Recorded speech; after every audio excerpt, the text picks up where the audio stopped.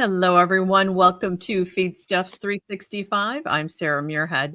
Joining us today is Dr. Al Kertz, and we're going to dig into the topic of early life management and how it can shape calf performance. Before we get into today's session, a reminder, if you have any questions, feel free to post those in the chat area on your screen or in your social media feed, and we will get those over to Dr. Kertz.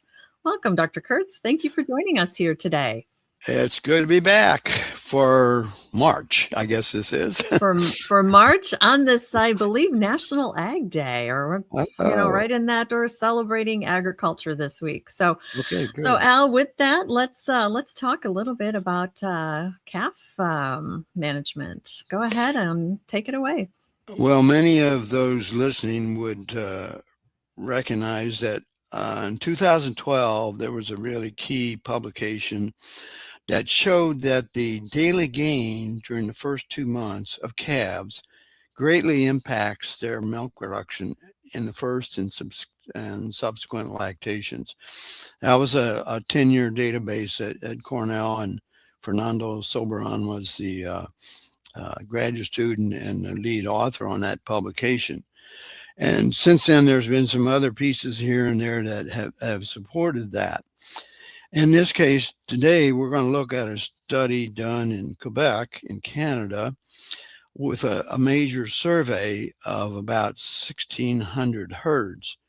Now, Canada has a milk production quota system, so the average size of their herds is smaller.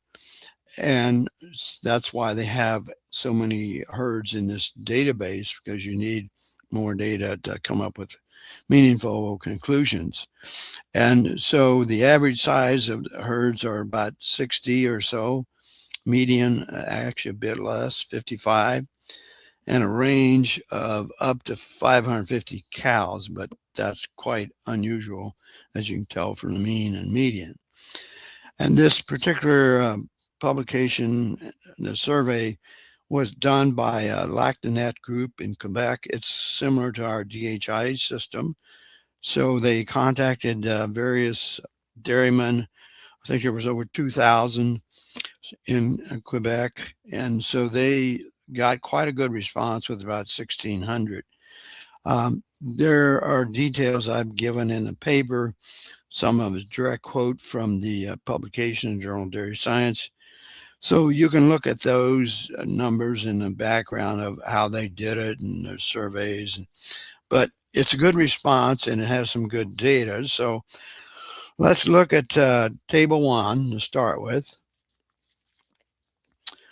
There you see the overall picture of the herds. The first line under herd outcome is length of productive life. So the mean was 3.3 years. Now that's, in terms of productive life, that's pretty good, pretty decent.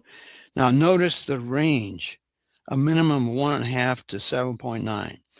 So if you look at the standard deviation of 0.76 with a mean of 3.3, that means, and I always like to think in terms of coefficient of variation, which is that as a percent of the mean.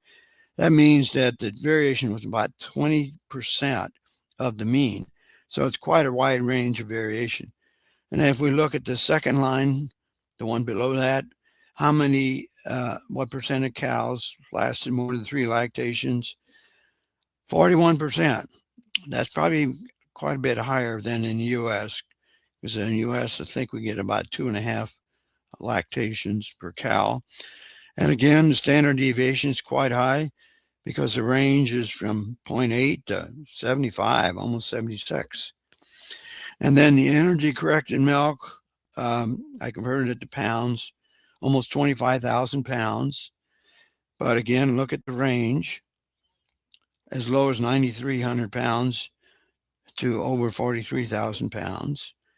And then the milk value at the time, that in Canadian dollars, you see that it ranged from average of 7,900.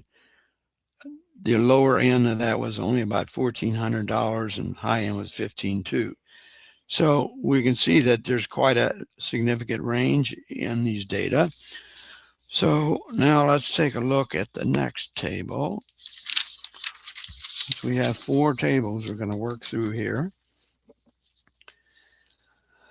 So what they did was they uh, um, categorized by various types of management practices. So in this case, there are 10 different management practices for calves.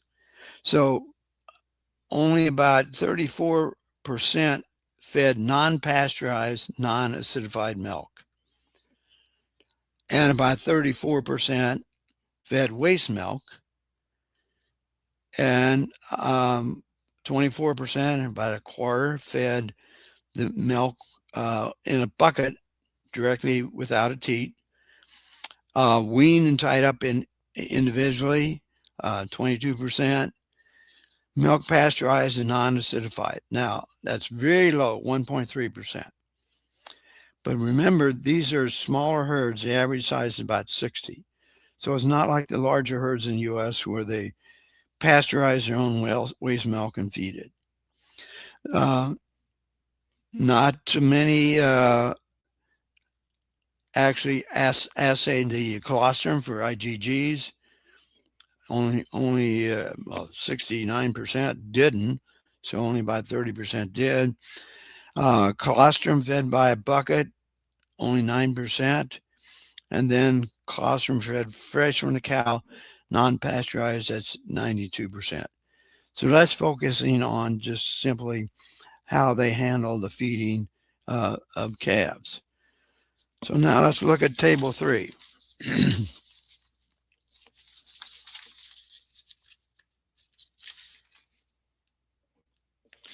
Let's see, table 3. Okay. So now we're looking at the top 10 qualitative management practices by what they call modernly managed herds.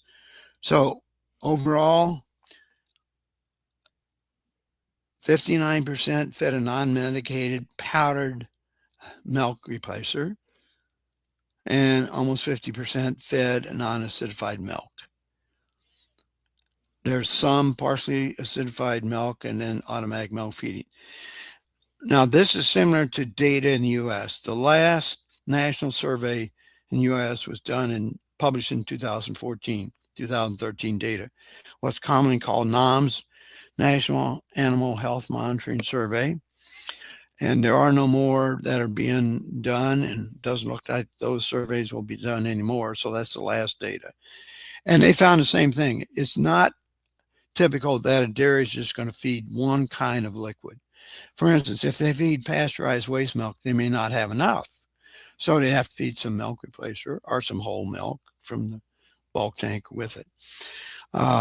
So let's go down that list. Non-weaned group housing, 38%.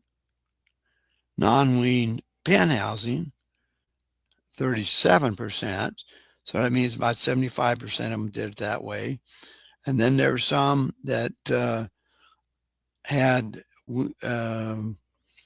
milk feeding systems, free fed milk feeding systems. Those are typically automated, and in Canada with the herds that are maybe in primarily tie stall barns, they may have a rail system. The feeder moves up and down. It recognizes a calf number. There's an automatic milk mixing equipment with a teat for the calf to suckle, and it will allow them to drink so much at a time. Then it'll move on and go back and forth. So those are becoming more popular in Canada, where they can do that individually feeding without the labor involved with that. So now let's look at table 4. They categorized based on the management practices what they call a traditionally managed dairy farm, and then what they would consider more modern managed dairy farm, and then looked at those data by those 2 categories. So if we go back and look at what we had overall in the first table, now it's split out into two categories. So the lactation length of productive life was 3.4, 3.25. That was actually a significant difference, but not that much. But it indicated that the modern managed farms had a little shorter life of the cows. Those that had more than three lactations, almost identical. Not any difference there. Energy corrected milk was greater for the modernly managed farms. And then, of course, the milk value was also greater, as you can see there. So when we look at these data, they indicate that there are some differences between the management practices, and they try to group them by those that accept newer programs and newer practices. Does it have any advantage to those that stick to more traditional? And you can see here in this table, there is some advantage, not a major advantage. But again, remember that these are smaller herds with about 60 to 70 cows on an average. So this is a little different database, but I thought it has some interesting aspects about management. Now, how this applied in other places is going to depend totally on the size of the herd and the milk pricing system, both of which are fairly unique to Canada. So, Al, what do you think? You mentioned this is smaller herds, 60 cows or less. What do you think when it goes to a larger herd? I know it's going to vary, but do you think there's going to be a bigger advantage? Are we going to see about the same? Do you have any kind of gut feel on that?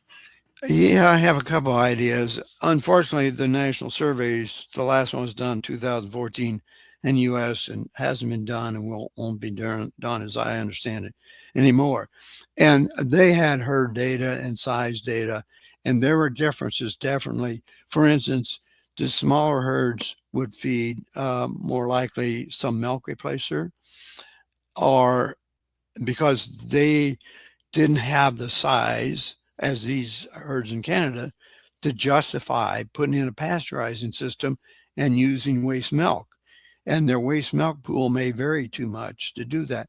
So that's a big difference. And then other factors are that the larger herds can invest more in facilities Mhm. and maybe have a better record system, an automated record system. So it's not guaranteed though, because some of the smaller herds in the U.S. can be the most uh, have the best genetics and the best management of facilities and cows. The larger herds, depending on the conditions, uh, might have cow cooling systems, for instance, in the summer. And we know that even in an area like northern U.S., for instance, Wisconsin, they have heat stress in the summer. Mhm. So the bigger, larger freestall units may have cow cooling systems, sprinklers, and fans, as they do in other southern parts of the U.S. It's just they don't have to run them as often. And another factor is that cows don't mind cold weather. It's the people that take care of cows don't like the cold weather. And so we've in the past, I think, when we had barns, we try to keep them closed up because that was better for us. But uh, cows, because they have an internal furnace, the rumen fermentation, they keep themselves warmer in winter naturally, and so you'll see that the freestall units, the large freestall units, are in the northern climates, and as long as the waters don't freeze up and the manure doesn't freeze up, then the cows are good. In fact, I think this is true that all large animals that go through cold winter climates without being without hibernating are ruminants because they have this internal furnace. They'll go into the colder weather with a coating of fat, which helps their insulation and also provides them with energy. And in the wild, they have poor quality forage and roughage and woody fibrous material. And the more woody and fibrous the material is that they eat, the more it ferments. And therefore, it produces more heat of fermentation. So these are some of the things we've learned about cow comfort. And um, I've been in some facilities in Eastern Europe, for instance. They had older facilities. The barns were closed up and it was stuffy and humid in there. And the cows don't do as well. People might stay warmer, but it's not good.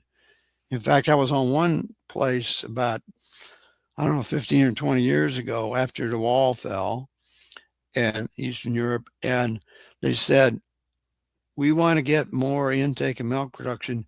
How can we do that without much cost? And they had a big three-sided group lot with a fence line bunk. And it had fairly high ceiling and roof sloping up. But the backside was completely closed off. So I told them, if you take the top row of wood paneling off, their intake will probably go up about 2 pounds. They said, why would that? I said, because you're going to get the air flowing in the rear and going up the inside of the roof line and out the front, and it will take out the humid, moist air that they don't like and have better, fresher air. And of course, they looked at me like, that doesn't make any sense. So I don't know what they did, but that's an example of where ventilation can be very beneficial to cows without changing the feeding program. You've mentioned a number of different things here, but you also hinted at genetics. How much of a influence can genetics have on some of these things? Oh, great, great influence. And, Canada has great genetics through the years. To some extent, their cows are known to be larger, more upstanding. But I think that was an emphasis for a while. I think that's somewhat decreased because the larger the cows, the more energy they're required to maintain their body weight before they can produce more milk.